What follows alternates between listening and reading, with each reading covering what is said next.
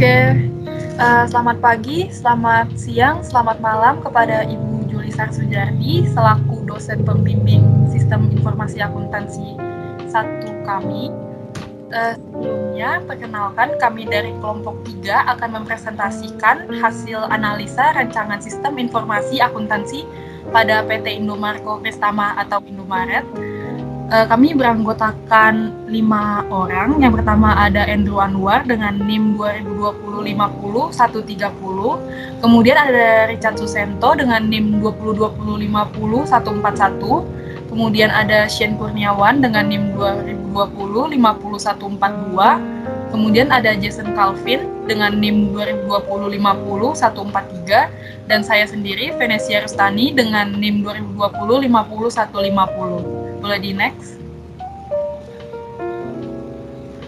Oke, kami akan membahas 4 bab. Yang pertama itu bab 1 ada pendahuluan, yang bab kedua ada landasan teori, bab ketiga ada isi, dan bab keempat itu ada penutup. Boleh next. Kita bahas dari bab 1 yaitu pendahuluan. Next.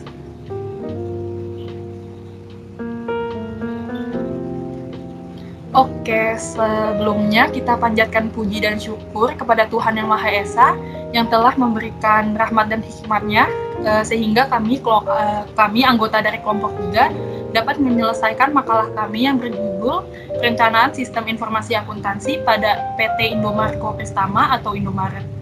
Nah, kemudian di sini ada latar belakangnya, yaitu sistem informasi akuntansi pada dasarnya diperlukan oleh sebuah perusahaan yang bergerak di bidang apapun. Alasannya, karena sistem informasi akuntansi atau SIA memiliki sebuah proses yang dapat melaporkan kondisi keuangan perusahaan secara akurat dan benar. Kemudian sistem informasi akuntansi merupakan suatu komponen atau organisasi di mana mengumpulkan, mengolah, mengklasifikasikan dan mengomunikasikan informasi finansial dan juga dapat digunakan untuk mengambil suatu keputusan sehingga akan menguntungkan pihak eksternal perusahaan maupun internal perusahaan. Kemudian kami mengambil contoh PT Indomarko Prestama atau Indomaret karena PT Indomaret merupakan perusahaan retail nasional dan jejaring peritel waralaba terbesar di Indonesia. Nah, PT Indomarko Prestama atau Indomaret memiliki 7 sektor bisnis, yaitu retail, kemudian ada grocery, ada IT konsultan, ada food and beverages, ada shopping plaza, bakery, dan Japanese restaurant. Kemudian pertumbuhan bisnis PT Indomarko Prestama atau Indomaret ini sangatlah cepat dan masif. Perkembangan perusahaan dagang berjenis retail ini memang sangat menguntungkan, mengingat Indonesia adalah negara dengan penduduk terbanyak keempat di dunia. Sekarang kami akan membahas bagaimana proses pengiriman barang dari supplier ke perusahaan-perusahaan retail sehingga persediaan di gudang akan selalu tersedia tiap saat ketika konsumen membutuhkannya. Boleh di next.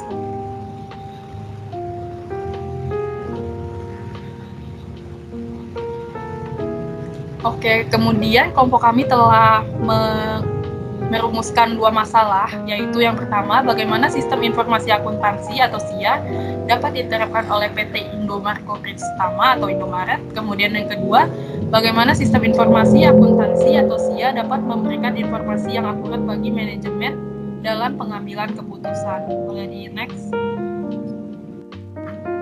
Kita membahas tujuannya, yaitu tujuan dari kelompok kami, yaitu untuk mengetahui apakah sistem informasi akuntansi penjualan yang diterapkan oleh PT Indomarko Prestama atau Indomaret dapat memberikan informasi akurat bagi manajemen untuk pengambilan keputusan. Boleh di next.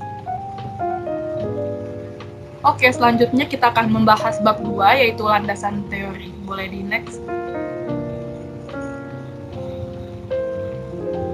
Kita mulai dari pengertian sistem informasi akuntansi. Menurut Mulyadi, sistem informasi akuntansi adalah pengaturan formulir, catatan, dan laporan yang dikoordinasikan sedemikian rupa untuk menyediakan informasi keuangan yang dibutuhkan oleh manajemen, berguna untuk memudahkan pengelolaan perusahaan.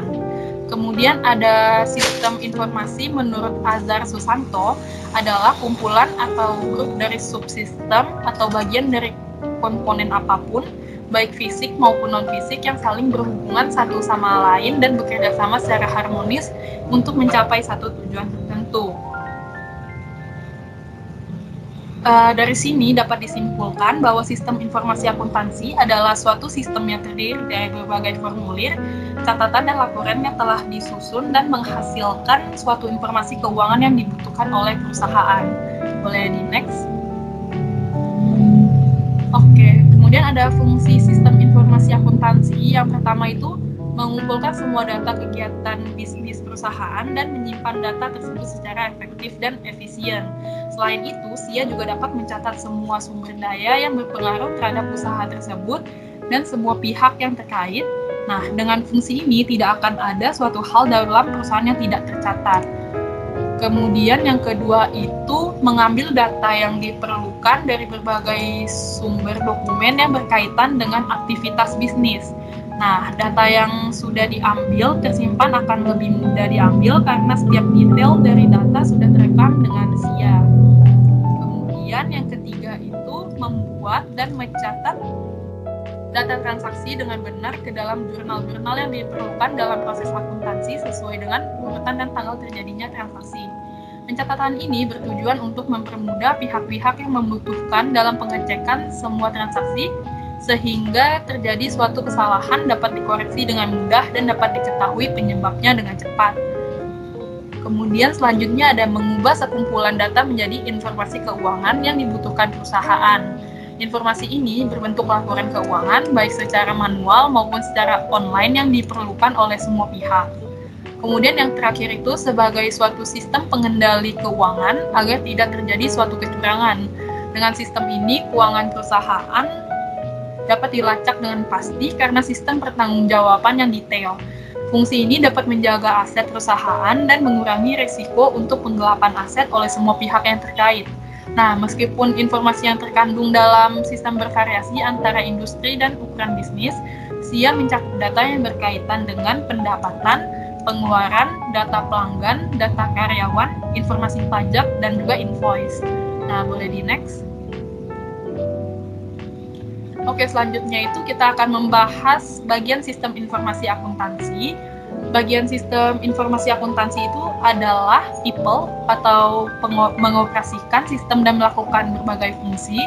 Kemudian ada prosedur, mengumpulkan, memproses, dan menyimpan data yang berhubungan dengan aktivitas organisasi. Kemudian yang ketiga ada data, yaitu kegiatan atau proses bisnis. Yang keempat ada software atau memproses data yang ada di organisasi. Yang kelima itu ada infrastruktur informasi teknologi, yaitu komputer dan peralatan lainnya. Dan yang terakhir itu adalah keandalan sistem. Nah, menurut American Institute of CPA atau AICPA dan Canadian Institute of Chartered Accountants, terdapat 5 prinsip dasar yang penting bagi keandalan sistem inti, yaitu yang pertama ada keamanan, akses ke sistem dan datanya dikontrol dan dibatasi hanya untuk yang berwenang. Kemudian yang kedua ada kerahasiaan, yaitu perlindungan informasi sensitif dari pengungkapan yang tidak sah. Kemudian ada privasi, yaitu pengumpulan, penggunaan, dan pengungkapan informasi pribadi tentang pelanggan dilakukan dengan cara yang tepat dan privat. Kemudian ada memproses integritas, yaitu pemrosesan data yang akurat, lengkap, dan tepat waktu dilakukan dengan otorisasi yang tepat. Kemudian yang terakhir itu ketersediaan, yaitu sistem ini tersedia untuk memenuhi kewajiban operasional sesuai dengan kontrak. Jika perusahaan menerapkan SIA dengan baik, diharapkan semua laporan dapat disajikan tepat waktu. Jadi semua pihak internal maupun eksternal dapat mengambil keputusan dengan baik mengenai perkembangan perusahaan. Oke, boleh di next. Kemudian ada lingkup sistem informasi akuntansi. Menurut Romney, sistem informasi akuntansi memiliki beberapa lingkup sebagai berikut ini. Yang pertama itu adalah lingkup implementasi aplikasi yang memiliki bagian dari akuntansi atau pembukuan. Ini meliputi pencatatan dan pengelolaan data atas transaksi keuangan yang meliputi penjurnalan, postingan hingga menghasilkan laporan keuangan perusahaan. Kemudian yang kedua itu ada lingkup sistem informasi aktiva tetap dan persediaan, terdiri dari mutasi, penambahan dan pengurangan pada aktiva tetap, dan persediaan terakhir dari mutasi, penambahan dan pengurangan pada aktiva. Kemudian yang ketiga itu ada lingkungan implementasi billing system yang telah terkomputerisasi, terdiri dari beberapa subsistem, antara lain yang pertama itu ada subsistem penyambungan baru, kemudian yang kedua itu ada subsistem administrasi rekening, dan yang ketiga itu ada subsistem penagihan dan penerimaan kas. Oke, boleh di next.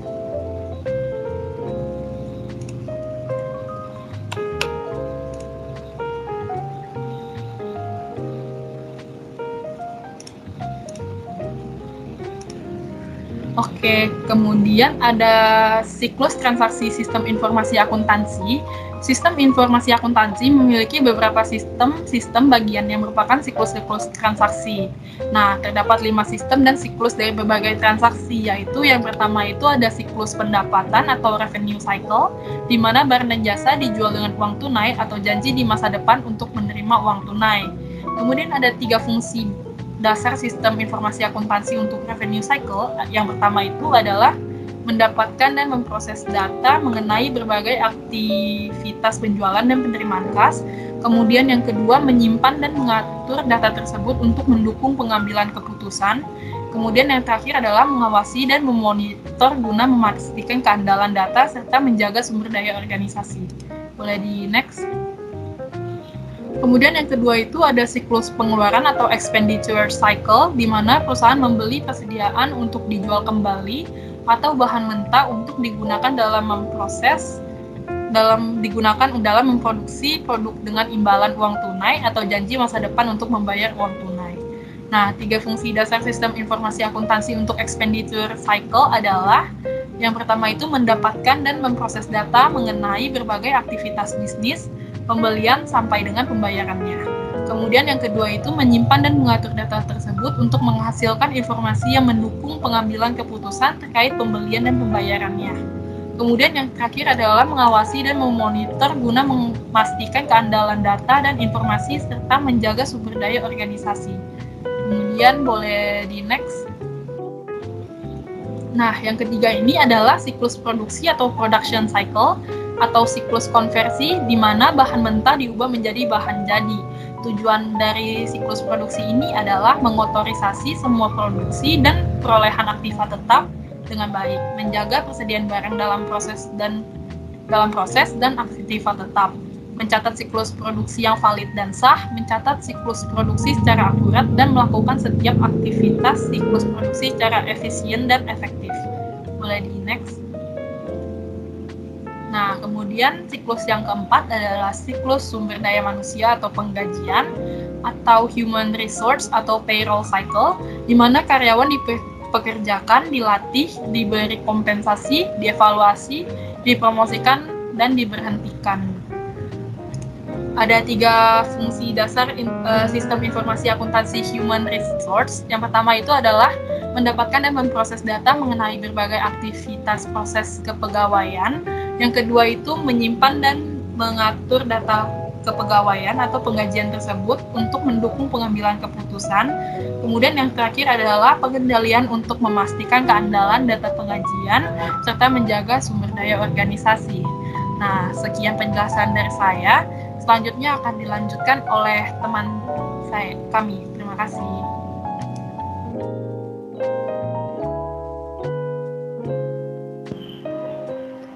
Baik, terima kasih Venesia Rustani. Baik, saya Yassin Kurniawan akan melanjutkan presentasi.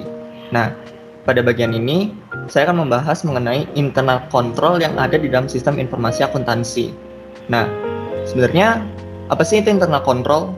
Jadi, internal control atau pengendalian internal merupakan suatu proses yang dilakukan oleh dewan direksi, manajemen, dan karyawan untuk memberikan keyakinan yang wajar bahwa tujuan organisasi itu dapat tercapai melalui efisiensi dan efektivitas dari operasionalnya, penyajian laporan keuangan yang dapat dipercayai, dan juga ketaatan terhadap undang-undang dan aturan yang berlaku. Nah, secara garis besar, internal control yang ada di dalam sistem informasi akuntansi itu ada 5. Yang pertama ada control environment, yang kedua risk assessment, ketiga control activities, keempat itu information dan communication, dan yang kelima monitoring. Nah, control environment.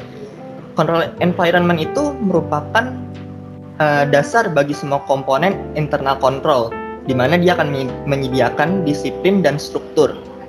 Nah, control environment ini juga akan menyediakan arahan bagi organisasi dan mempengaruhi kesadaran pengendalian dari orang-orang yang ada dalam organisasi tersebut.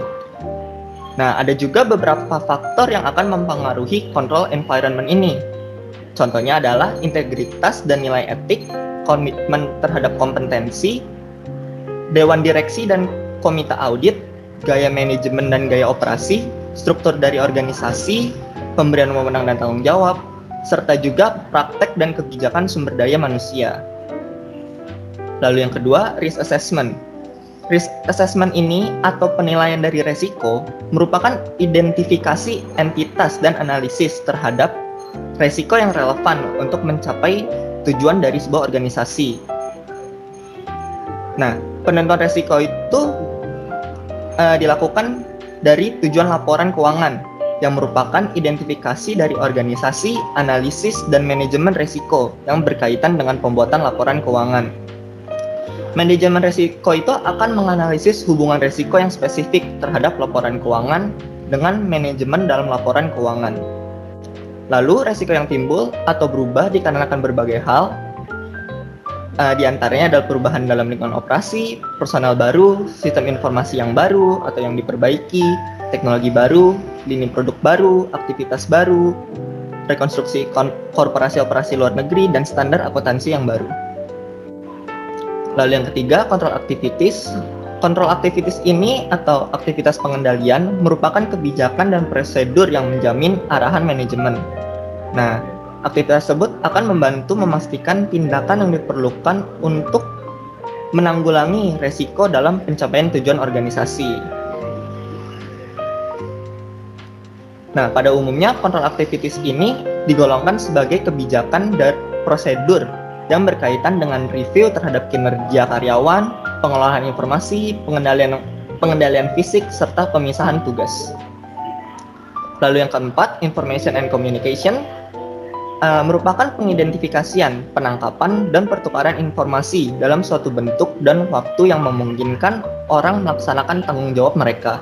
Nah, sistem informasi yang relevan dalam pelaporan keuangan itu meliputi sistem akuntansi yang berisi metode untuk mengidentifikasi, menggabungkan, menganalisa, mengklasifikasi, mencatat, dan melaporkan transaksi, serta menjaga akuntabilitas dari aset dan kewajiban.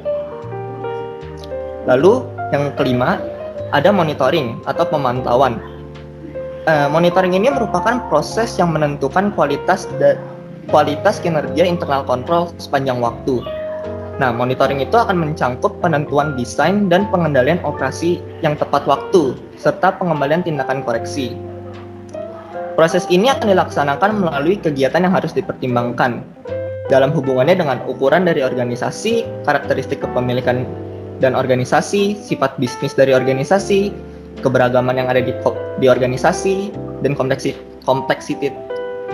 kompleksitas operasi pada organisasi dan metode yang digunakan oleh organisasi untuk mengirim, mengolah, memelihara, dan mengakses informasi tersebut, serta juga penerapan persyaratan hukum dan peraturan.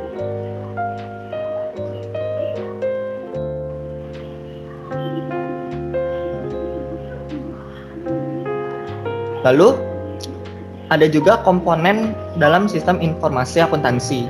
Nah, menurut Romney, terdapat komponen-komponen sistem informasi akuntansi, di mana dia akan dibagi menjadi 6. Yang pertama, orang yang mengoperasikan sistem dan melakukan berbagai fungsinya. Nah, pada bagian ini, orang-orang yang tercangkup dalam bagian ini adalah akuntan, manajer, CFO, dan eksekutif, analisis keuangan, dan auditor. AIS ini akan membantu departemen yang berbeda bekerja sama secara efektif. Lalu yang kedua, ada prosedur dan instruksi yang baik manual maupun otomatis dan terlibat dalam pengumpulan sistem. Nah, sistem informasi akuntansi akan menggunakan prosedur dan instruksi untuk mengatur bagaimana informasi keuangan dikumpulkan, disimpan, diproses, dan didistribusikan. Dan juga bagaimana informasi itu akan membantu karyawan menyelesaikan masalahnya ke depannya. Metode ini manual dan otomatis dapat berasal dari sumber internal seperti karyawan ataupun sumber eksternal lainnya. Seperti itu. Lalu yang ketiga, data tentang organisasi dan proses bisnis. Nah, sistem informasi akuntansi ini memiliki struktur database untuk menyimpan informasi di satu lokasi pusat untuk pencatatan dan pelaporan yang nyaman. Data itu dapat bervariasi tergantung pada sifat bisnisnya. Biasanya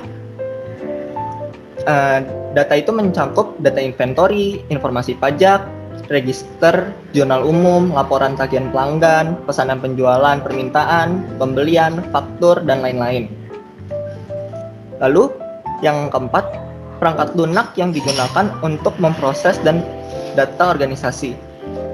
Sistem informasi akuntansi itu memiliki komponen perangkat lunak atau yang kita sebut juga dengan bahasa Inggrisnya software yang penting untuk menyimpan, mengambil, memproses, dan menganalisis data keuangan perusahaan. Meskipun AIS itu dulunya merupakan sistem yang berbasis manual, perusahaan saat ini menggunakan program perangkat lunak atau software yang disesuaikan untuk memenuhi kebutuhan setiap bisnisnya. Lalu, yang kelima, infrastruktur teknologi informasi termasuk komputer, peralatan pendukung, dan peralatan untuk komunikasi jaringan. Infrastruktur teknologi informasi mengacu pada perangkat keras yang digunakan untuk mengoperasikan sistem informasi akuntansi dan mencangkup hal-hal seperti komputer, server, router, dan komponen-komponen lainnya yang sudah dimiliki sebagian besar bisnis. Lalu infrastruktur teknologi informasi ini harus kompatibel dengan perangkat lunak yang dipilih oleh sistem informasi akuntansi, di mana perangkat lunak ini harus dapat berjalan secara efisien dan dioptimalkan untuk perangkat lunak lainnya yang digunakan oleh perusahaan. Lalu yang terakhir, internal control dan langkah-langkah keamanan yang menjaga data dan sistem informasi akuntansi. Nah, kontrol internal ini mengacu pada langkah-langkah keamanan yang digunakan untuk melindungi data yang disimpan dalam AIS. Kontrol internal ini mencangkup semua dari kata sandi hingga metode verifikasi biometrik hingga metode enkripsi.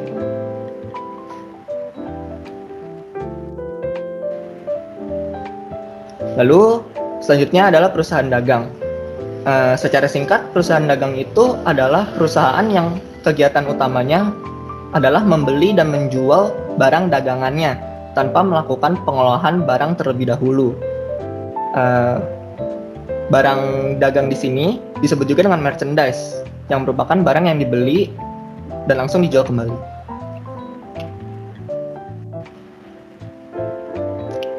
Lalu di sini ada aktivitas perusahaan dagang, di mana aktivitas perusahaan dagang itu terbagi menjadi 4. Yang pertama adalah pembelian.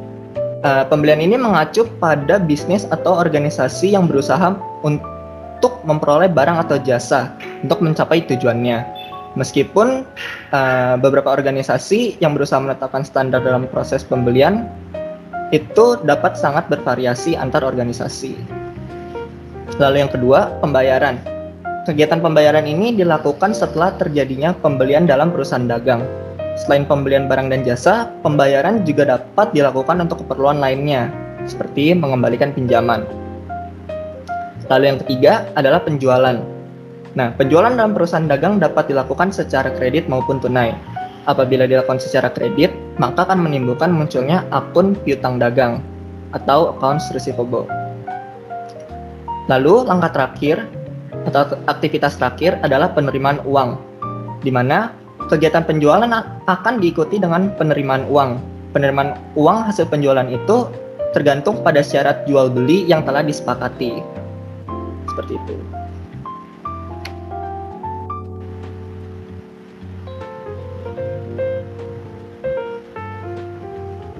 Lalu ada siklus dalam perusahaan dagang.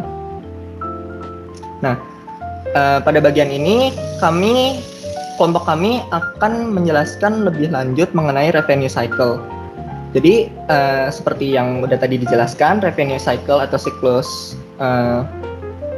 penjualan adalah aktivitas penjualan dan penerimaan kas. Nah, tujuan utama dari aktivitas ini adalah menyediakan barang dan jasa yang tepat di tempat dan waktu yang tepat pula, dengan harga yang sesuai serta lancar pembayarannya.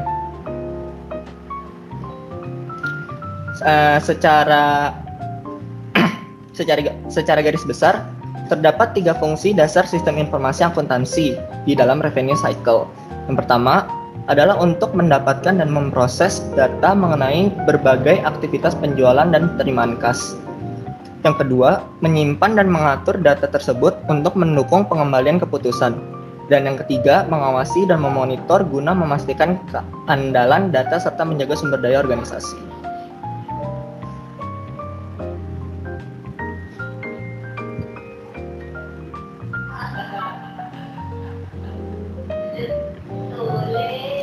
Baik, secara garis besar, revenue cycle itu mempunyai 4 aktivitas dasar.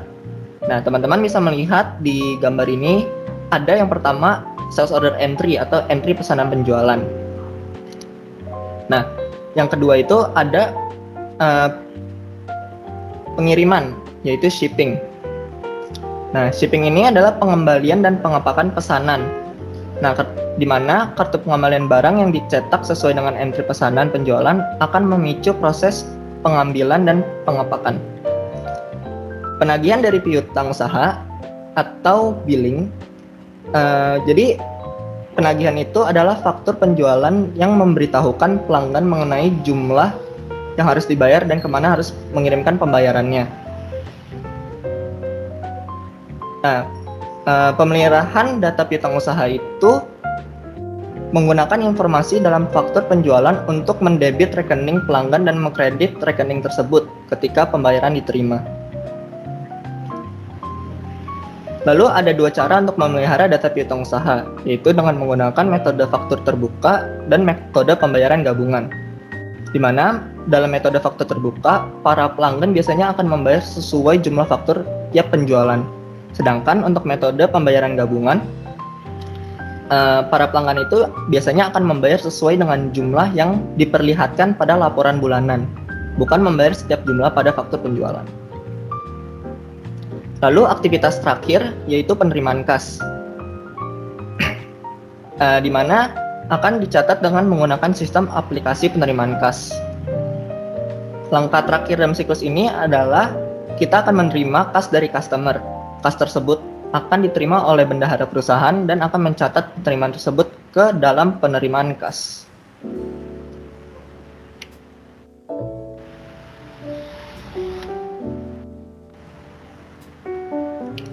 Lalu ada juga flowchart. Nah, sebenarnya flowchart ini apa sih? Jadi flowchart ini adalah teknik analitis bergambar yang akan digunakan untuk menggambarkan beberapa aspek dari sistem informasi dengan cara yang jelas, ringkas, dan logis. Nah, flowchart ini akan mencatat bagaimana proses bisnis dilakukan dan bagaimana dokumen mengalir melalui organisasi.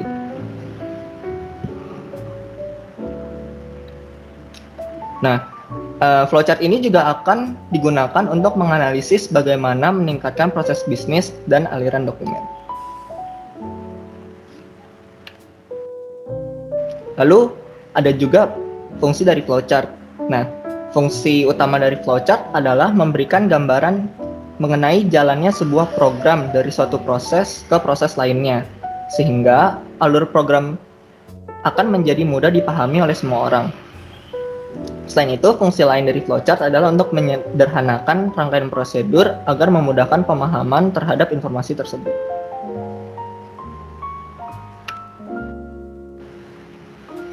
Lalu ada juga jenis-jenis flowchart. Nah, di mana jenis-jenis flowchart ini, flowchart ini akan dibagi menjadi beberapa jenis. Yang pertama, ada flowchart dokumen atau yang kita sebut dengan dokumen flowchart. Nah, dokumen flowchart ini berfungsi untuk menelusuri alur form dari satu bagian ke bagian yang lainnya, termasuk bagaimana laporan diproses, dicatat, dan juga disimpan. Lalu ini ada contoh dari dokumen flowchart di mana masing-masing tanda memiliki arti tersendiri, di mana tanda yang seperti formulir di sini merupakan dokumen, sedangkan trapesium kebalik ini merupakan proses. Seperti itu. Demikian penjelasan dari saya dan akan dilanjutkan oleh teman saya Jason Calvin.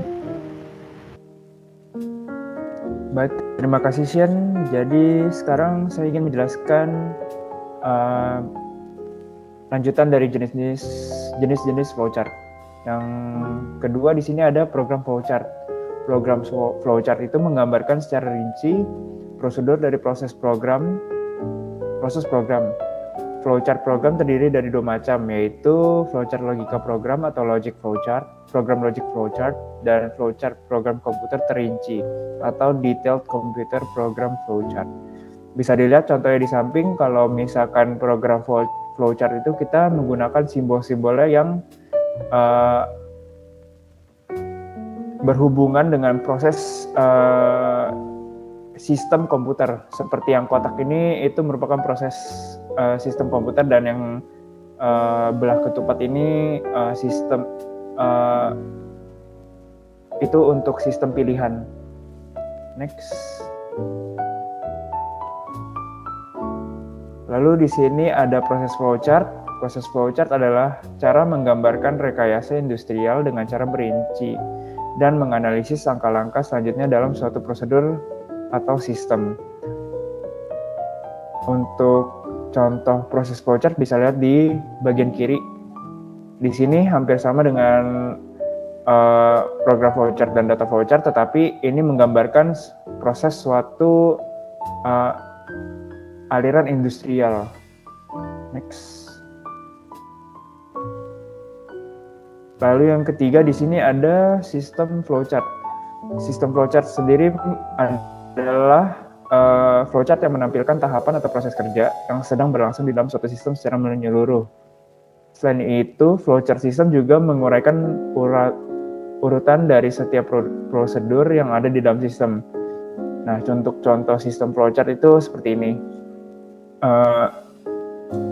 Sistem flowchart di sini kita menggunakan contohnya untuk memperjelas proses kerja yang berlangsung dalam suatu sistem perusahaan. Next. Oke, sekarang ada flowchart skematik. Flowchart skematik itu menampilkan alur prosedur suatu sistem, hampir sama dengan sistem flowchart, namun ada perbedaan dalam penggunaan simbol-simbol dalam menggambarkan alur. Selain simbol-simbol, flowchart skematik juga menggunakan gambar-gambar komputer serta peralatan lainnya untuk mempermudah dalam pembacaan flowchart untuk orang awam. Flowchart skematik digunakan sebagai alat komunikasi antara analisis sistem dengan orang yang tidak familiar dengan simbol-simbol flowchart atau yang konvensional.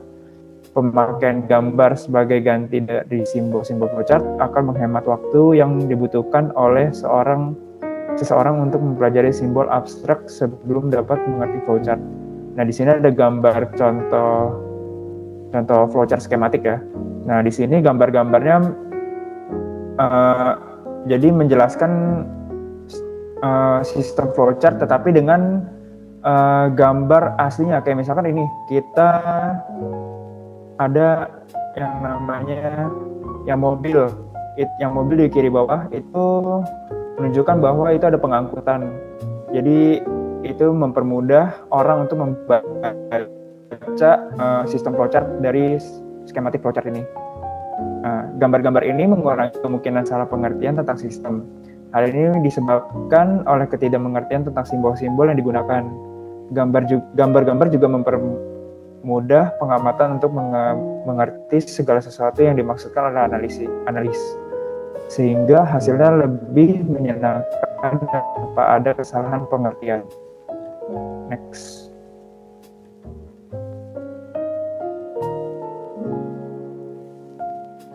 Lalu di sini ada simbol-simbol flowchart.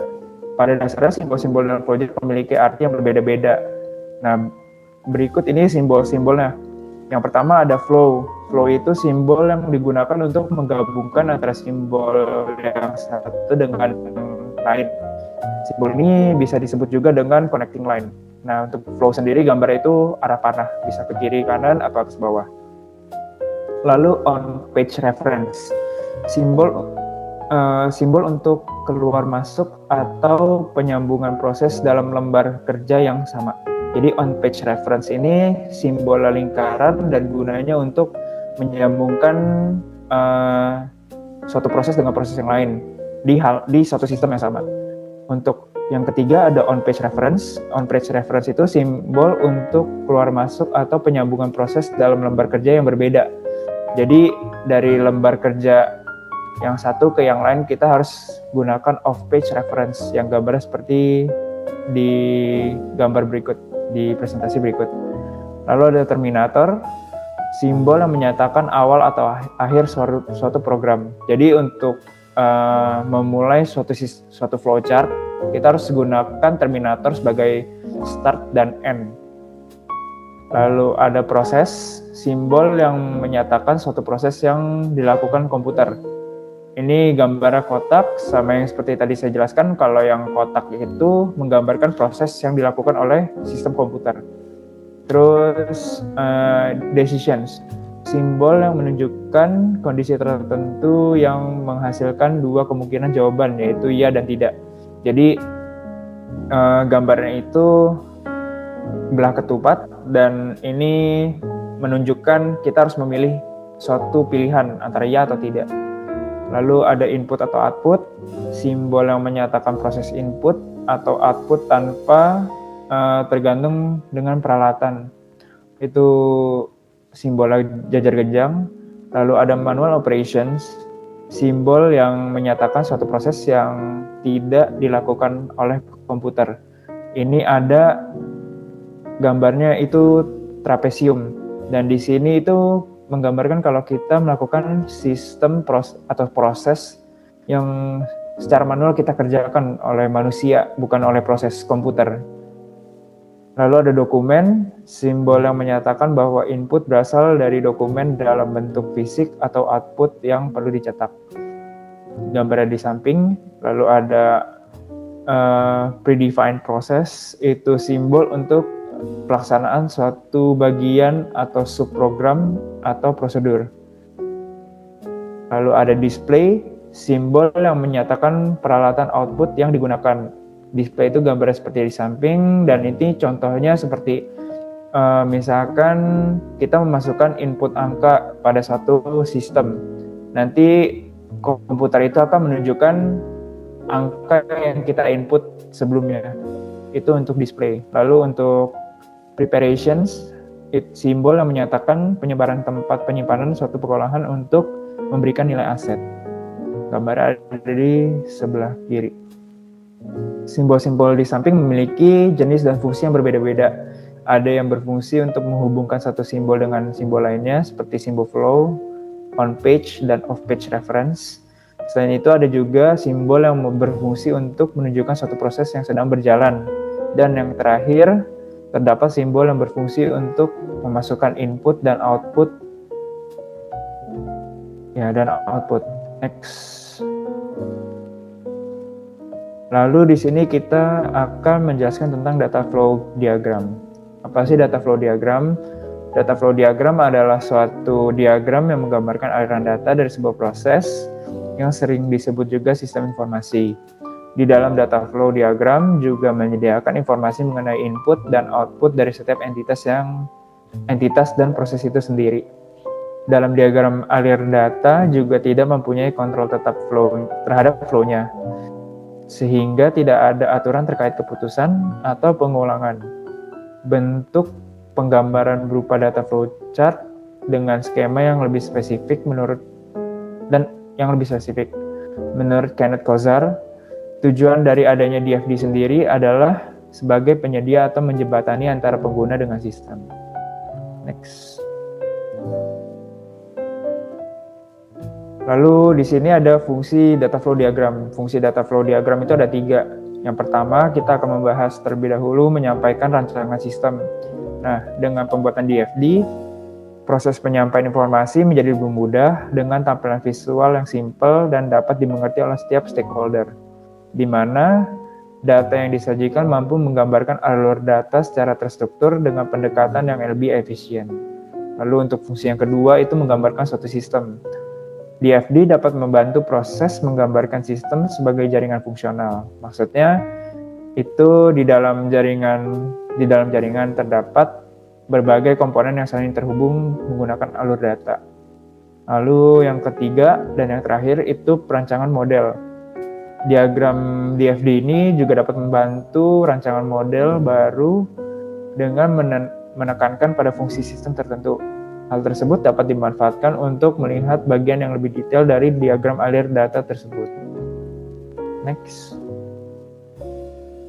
Nah, di sini ada komponen dari data flow diagram. Kita bisa lihat dari yang pertama itu gambar kotak. Nah, yang kotak itu menggambarkan data source and destination. Data source and destination itu menjelaskan tentang orang dan organisasi yang mengirim data ke dan menerima data dari sistem yang diwakili oleh kotak persegi. Nah, tujuan data juga disebut sebagai data sink. Lalu yang gambarnya panah itu ada data flow. Data flow adalah aliran data masuk atau keluar dari suatu proses diwakili oleh garis melengkung atau lurus dengan panah. Lalu yang ketiga, ini ada data store yang gambarnya garis 2. Itu adalah tempat atau media di mana data sistem disimpan, atau bisa disebut juga data storage. Lalu yang keempat ada yang bentuknya segitiga atau internal control. Internal control sendiri itu merupakan sebuah pengendalian internal. Pengendalian internal itu diberi nomor dan dijelaskan dalam tabel terlampir. Next, di situ ada yang lingkaran. Yang terakhir, yang lingkaran itu transformation process. Transformation process itu proses yang mengubah data dari input ke output yang diwakili oleh lingkaran. Mereka juga sering disebut sebagai gelembung. Biasanya yang lingkaran ini identik dengan proses sistem yang dilakukan. Next. Lalu di sini ada jenis-jenis data flow diagram. Next. Nah, yang pertama ada diagram level 0 atau diagram konteks. Diagram konteks atau diagram level 0 merupakan diagram dengan tingkat paling rendah, di mana menggambarkan sistem berinteraksi dengan entitas eksternal. Pada diagram konteks akan diberi nomor untuk setiap proses yang berjalan, mulai dari angka 0 terlebih dahulu. Jadi untuk setiap aliran data akan langsung diarahkan menuju sistem. Dan ciri dari diagram level 0 terletak pada tidak adanya informasi yang terkait data yang tersimpan pada data store. Jadi untuk diagram level 0 ini kita cuma menggunakan satu proses, yaitu proses sistem utamanya yang bisa disebut juga proses level 0. Nah, di sini kita menghubungkan beberapa output destination dan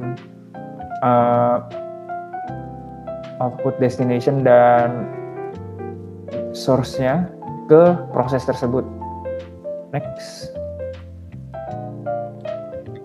Lalu ada diagram level 1 atau DFD level 1. DFD level 1 ini merupakan lanjutan dari diagram konteks, di mana setiap proses yang berjalan akan diperinci pada tingkat ini, sehingga proses utama akan dipecah menjadi sub-sub proses yang lebih kecil lagi.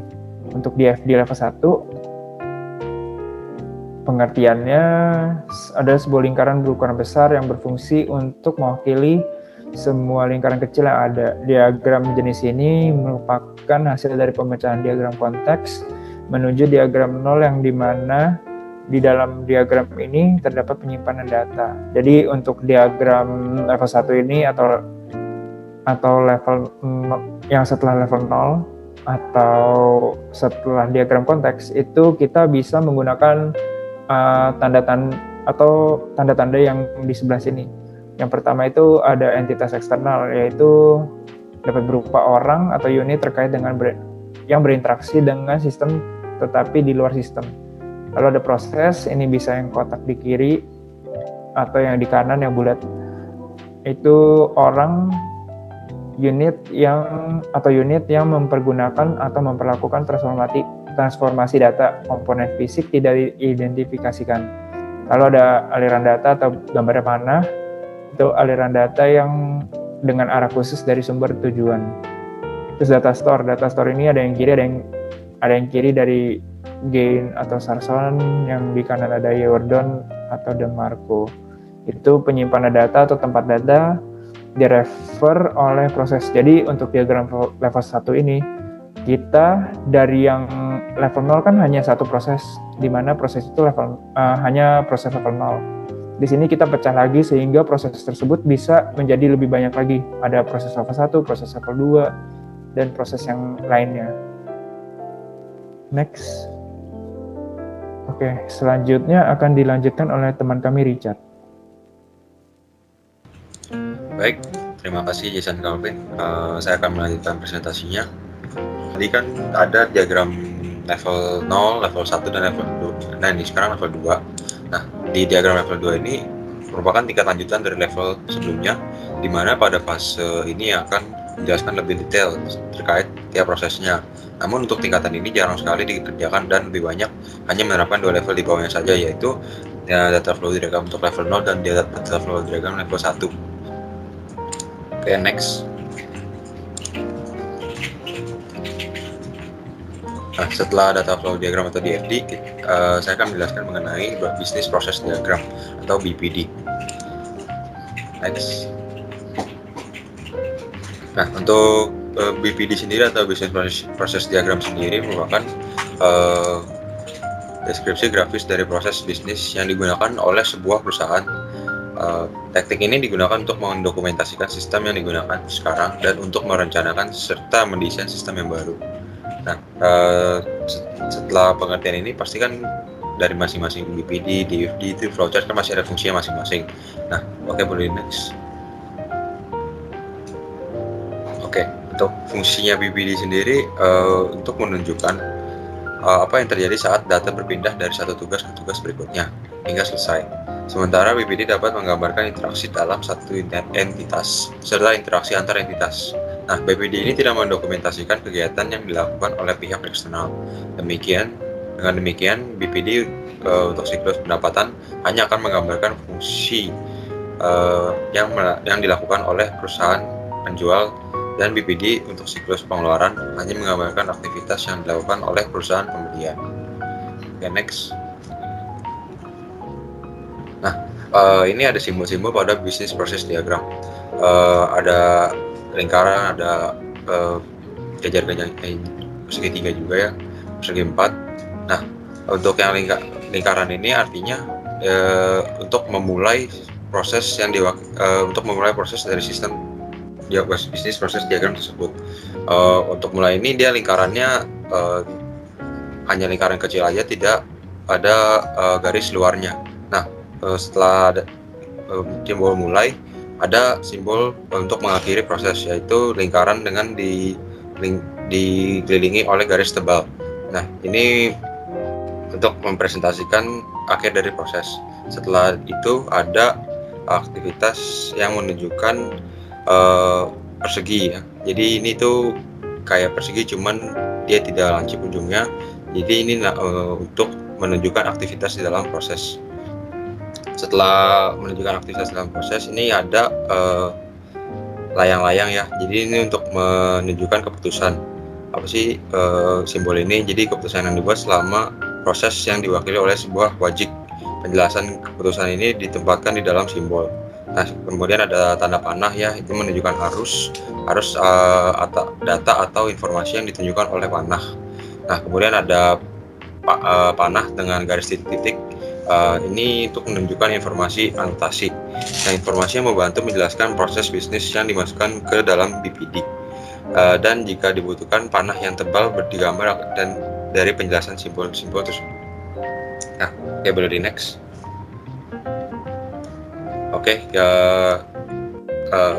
Akan dilanjutkan ke dalam bab 3, yaitu pembahasan atau isi dari makalah yang kami buat. Boleh di next. Ini yang pertama ada flowchart revenue cycle dari Indomaret sendiri. Nah, di samping ini merupakan dokumen flowchart yang berfungsi untuk menelusuri alur form dari suatu bagian ke bagian yang lain, termasuk bagaimana laporan diproses, dicetak, dan disimpan. Next. Nah, dalam hal ini terdapat 4 subjek, yaitu pelanggan, kasir, bagian keuangan, dan pimpinan. Adapun proses yang terjadi berdasarkan dokumen flowchart di samping ini, yaitu pelanggan akan memulai dengan mencari barang yang ingin dibeli dan melakukan pembayaran atas barang tersebut. Yang kedua, setelah dilakukannya pembayaran oleh pelanggan, data mengenai pemesanan akan terbuat dan diberikan kepada bagian kasir. Yang ketiga, kasir akan membuat laporan penerimaan kas berdasarkan data pembayaran yang diterima. Next. Yang keempat, laporan penerimaan kas akan diberikan kepada bagian keuangan. Dan kelima, bagian keuangan akan membuat laporan penjualan tunai atau LPT, di mana sebanyak 3 laporan penjualan tunai akan dibuat. Nah, yang keenam ini 1 laporan penjualan tunai akan diberikan kepada pimpinan, sedangkan 2 laporan penjualan tunai ini akan disimpan. Dan yang terakhir, pimpinan akan menerima laporan penjualan tunai dari bagian keuangan. Next. Setelah dokumen flowchart dari Indomaret, kemudian ada business process diagram dari Indomaret itu sendiri. Nah, di business process diagram ini menjelaskan bagaimana terjadinya proses bisnis dari Indomaret itu sendiri. Proses dimulai dari penerimaan barang pesanan oleh sales clerk, yang lalu sales clerk ini akan memastikan bahwa apakah barang yang dipesan pelanggan tersedia atau tidak. Setelah itu, sales clerk menyiapkan sales order yang akan diberikan pada bagian gudang, yaitu warehouse clerk, yang kemudian akan mencairkan barang yang diperlukan. Lalu barang tersebut akan dikirimkan oleh bagian pengiriman ke shipping clerk.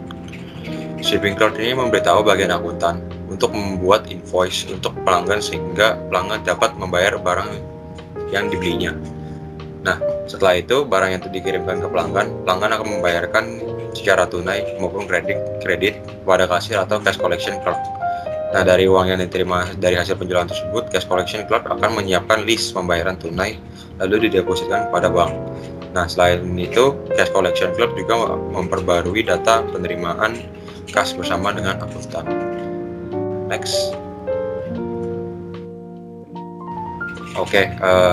Setelah business process diagram dan flowchart, kami akan menjelaskan mengenai DFD. Nah, di DFD ini kan data flow diagram dimulai dengan diagram konteks. Nah, ini merupakan konteks diagram dari perusahaan Indomaret sendiri yang mengenai siklus pendapatannya. Nah, siklus pendapatan atau revenue cycle dalam perusahaan ini adalah serangkaian aktivitas bisnis yang berulang dan operasi pemrosesan informasi yang terkait dengan penyediaan barang dan jasa kepada pelanggan. Nah, dan untuk mengumpulkan uang tunai sebagai pembayaran untuk penjualan tersebut. Nah, pertukaran informasi eksternal utama adalah dengan bagian cabang. Nah, informasi tentang aktivitas siklus pendapatan juga mengalir ke siklus-siklus lainnya. Siklus-siklus lainnya tersebut? Siklus lainnya itu merupakan siklus pengeluaran atau expenditure cycle, menggunakan informasi tentang transaksi penjualan untuk memulai pembelian persediaan tambahan untuk memenuhi permintaan. Kemudian ada siklus manajemen atau sumber daya manusia atau payroll cycle, menggunakan informasi tentang penjualan untuk menghitung komisi, penjualan, dan bonus. Nah, kemudian ada bagian buku besar dan pelaporan atau General Ledger and Reporting System. Nah, ini menggunakan informasi yang dihasilkan oleh siklus pendapatan untuk menyiapkan laporan keuangan dan laporan kinerja. Nah, tujuan utama dari siklus pendapatan ini atau revenue cycle adalah untuk menyediakan produk yang tepat di tempat yang tepat pada waktu yang tepat dan harga yang tepat. Untuk selanjutnya akan dilanjutkan oleh teman anggota kelompok kami, Andrew Anwar. Baik, terima kasih Richard Sento. Selanjutnya saya akan menjelaskan tentang data flow diagram level 0. Dari gambar di atas itu bisa diketahui bahwa data flow dari level 0 berasal dari perusahaan Indomaret, di mana pertama-tama konsumen akan melakukan sales order atau pemesanan produk kepada pihak Indomaret. Selanjutnya, pihak Indomaret tentunya akan melakukan pembelian stok barang pada bagian expenditure cycle. Jadi saat stok telah tersedia, maka tentunya akan dikirimkan melalui proses shipping. Jadi pesanan yang telah diterima akan dikirimkan kepada cabang-cabang Indomaret lainnya dan disimpan dalam satu data store sales order. Jadi barang yang telah dikirimkan tentunya akan menerima suatu bukti pengiriman yang kemudian akan diberikan kepada cabang-cabang Indomaret, sehingga mereka dapat menagih biaya pesanan produk kepada pelanggan melalui invoice. Selanjutnya, Indomaret lalu menerima pendapatan berupa kas dari pembelian barang oleh para pihak customer atau konsumen. Kas tersebut lalu akan diterima oleh pihak kasir pada proses cash collection. Selanjutnya, kas yang telah diterima tentunya akan disetorkan kepada bagian bank, dan juga informasi mengenai penerimaan kas tentunya akan didokumentasikan di data store cash. Pihak kasir pada proses cash collection akan menyimpan seluruh data invoice yang sudah dibayarkan pada data store invoice.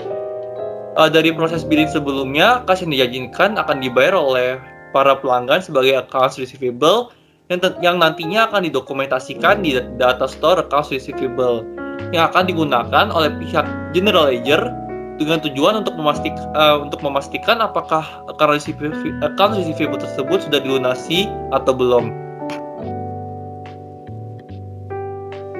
Lalu data yang tersimpan di data store accounts receivable dan data store cash nantinya akan digunakan oleh bagian general ledger dan reporting system untuk membuat laporan keuangan perusahaan Indomaret.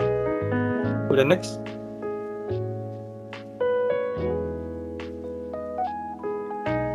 Oke, selanjutnya saya akan menjelaskan tentang data flow diagram level 1, di mana yang pertama tentang sales order entry. Gambar di atas bisa terlihat bahwa itu merupakan suatu data flow diagram level 1 mengenai sales order entry, di mana pada data flow diagram level 1 ini itu merupakan suatu proses pada sales entry yang lebih diperjelas dan lebih diperkecil. Proses sales order entry dimulai dengan menerima order data dari konsumen. Lalu akan ada pembaharuan data store sales order atas permintaan pembelian yang dilakukan oleh para konsumennya. Data store sales order yang sudah diperbaharui akan digunakan oleh para karyawan untuk mengetahui jumlah dan deskripsi dari barang yang diinginkan oleh pembeli, dan tentunya akan melakukan suatu pengecekan atas inventory yang tersedia sehingga tidak ada barang-barang yang bisa terlewat. Jika barang yang dijual semakin sedikit ketersediaannya, maka akan ada permintaan pembelian ke bagian expenditure cycle untuk menambah ketersediaan inventory tersebut. Selanjutnya, setelah adanya ketersediaan inventory, maka data store sales order akan diperbaharui lagi, dan pembaharuan data store sales order akan digunakan untuk memberikan tanggapan kepada konsumen bahwa barang inventory tersebut sudah tersedia. Next. Oke, selanjutnya untuk data flow diagram 1 selanjutnya ada bagian shipping, di mana pada data flow diagram level 1 ini proses shipping ini tentunya akan lebih diperjelas, di mana proses shipping dimulai dengan menerima receipt report atau laporan penerimaan mengenai inventory yang baru saja dibeli oleh bagian expenditure cycle, dan tentunya akan melakukan suatu pengecekan apakah inventory terima sesuai dengan bagian receipt report. Jika sudah sesuai, maka informasi tersebut akan digunakan untuk buat packing slip. Tentunya dalam membuat packing slip dibutuhkan satu data sales order yang dapat diambil dari data store sales order. Setelah packing slip dibuat, akan ada suatu pembaharuan data store packing slip dan akan memberikan packing slip kepada bagian cabang. Next. Selanjutnya untuk bagian ketiga itu ada billing, di mana billing merupakan suatu pada proses ini billing akan dijelaskan lebih lanjut dari level 0 pada bagian billing khususnya, di mana bukti pengiriman yang telah dibuat oleh proses shipping akan diperiksa kembali di proses billing, dan tentunya akan dibuatkan suatu invoice dari barang yang ingin dibeli oleh para konsumen pada setiap cabang Indomaret yang tersedia. Data invoice kemudian disimpan di data store invoice yang lalu akan digunakan untuk satu proses update accounts receivable yang akan dijanjikan oleh para konsumen yang telah membeli barang dari Indomaret. Dan kemudian tentunya akan dilunaskan. Jadi data accounts receivable lalu tentunya akan didokumentasikan pada data store accounts receivable yang dapat dengan mudah diakses oleh bagian general ledger dan reporting system.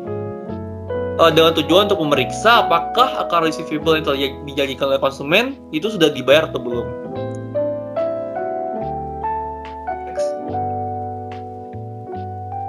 Selanjutnya ada bagian pada proses cash collection. Cabang-cabang Indomaret tentunya akan memberikan pendapatan kas yang diterima dari konsumen yang membeli barang. Jadi pendapatan tersebut diterima atau diambil pada proses collect revenue oleh pihak kasir yang kemudian uang tunainya itu akan diterima dan tentunya akan didepositkan kepada bank.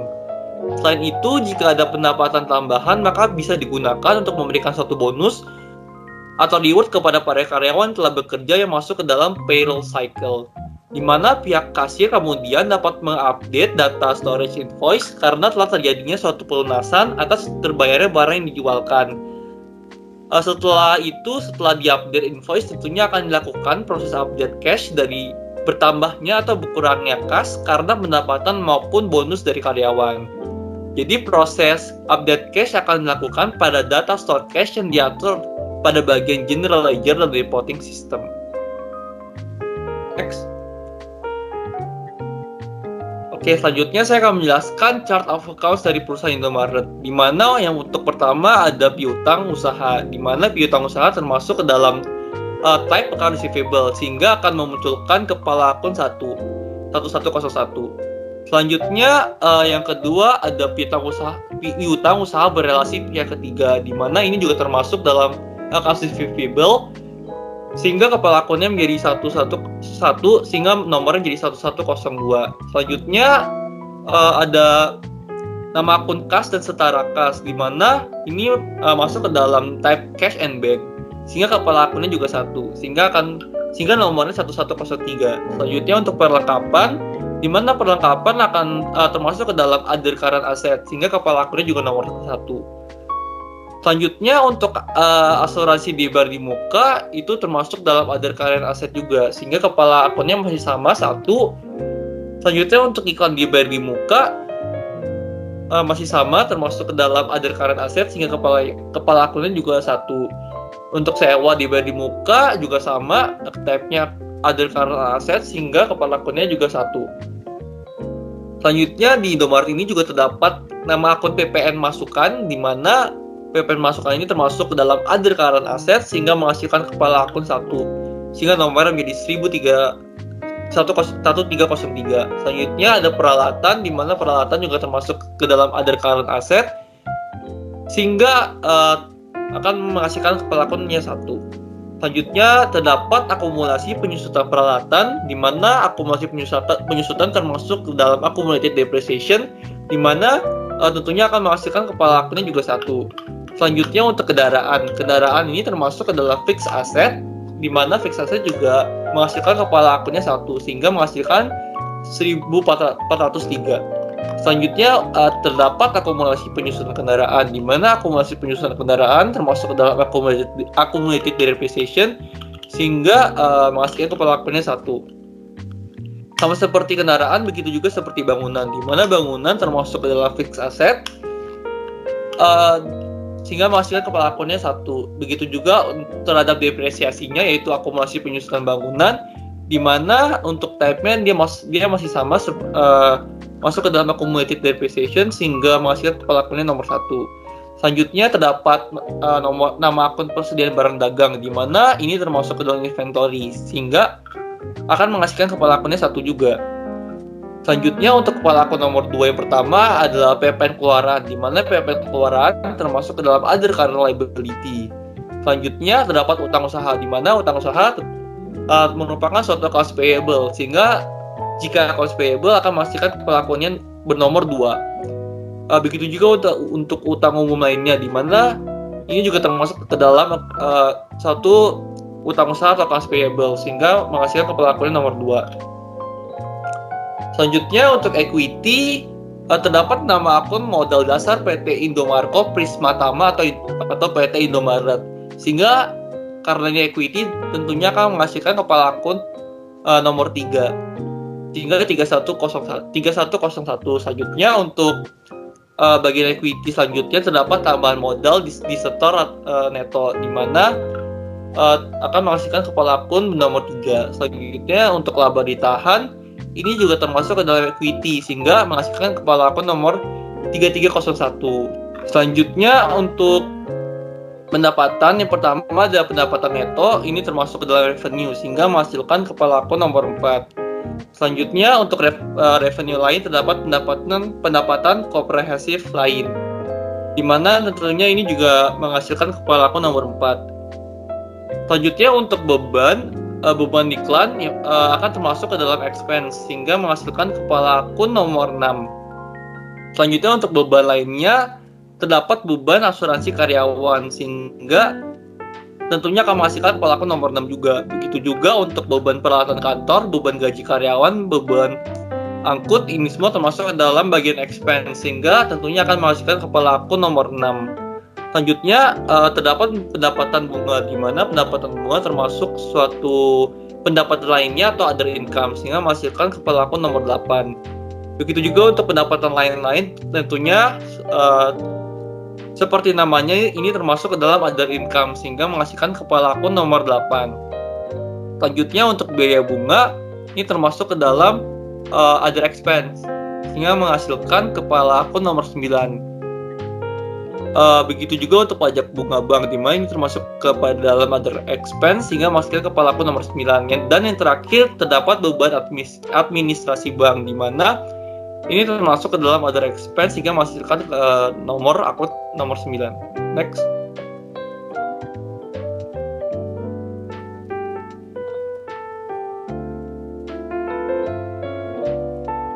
Boleh next.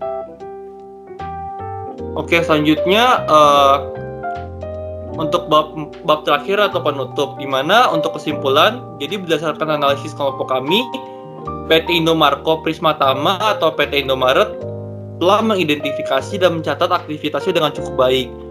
Hal ini dapat dilihat pada setiap pencatatan setiap transaksi, di mana untuk menghindari terjadinya suatu transaksi yang tidak tercatat. Namun, kelemahannya catatan transaksi ini tidak tersedia dengan catatan barang yang keluar dari gudang. Sehingga tentunya akan menghasilkan suatu miskom tentunya dari barang yang terdapat di gudang tersebut. Sehingga tentunya akan membuat perusahaan menjadi kesulitan.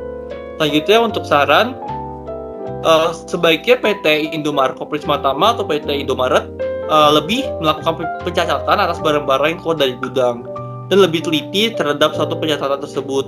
Tujuannya untuk apa? Tujuannya untuk menghindari adanya suatu kecurangan atau tindakan-tindakan negatif lainnya, contohnya berupa tidak sesuainya barang yang keluar dari gudang dengan barang yang ditransaksikan. Juga saran selanjutnya yaitu pemimpin juga harus meningkatkan pengawasan pada setiap tahap dalam proses penerimaan kas pada PT Indomaret. Jadi sebagai pemimpin juga harus dapat melatih karyawannya untuk meningkatkan integritasnya, sehingga dengan begitu tentunya akan semakin meningkatkan profit atau keuntungan dari PT Indomaret ini sendiri. Baik, selanjutnya ini merupakan daftar pusaka, di mana ini merupakan suatu web referensi dari kelompok kami. Sekian dari presentasi dari kelompok kami. Mohon maaf jika terdapat suatu kesalahan. Terima kasih telah menonton.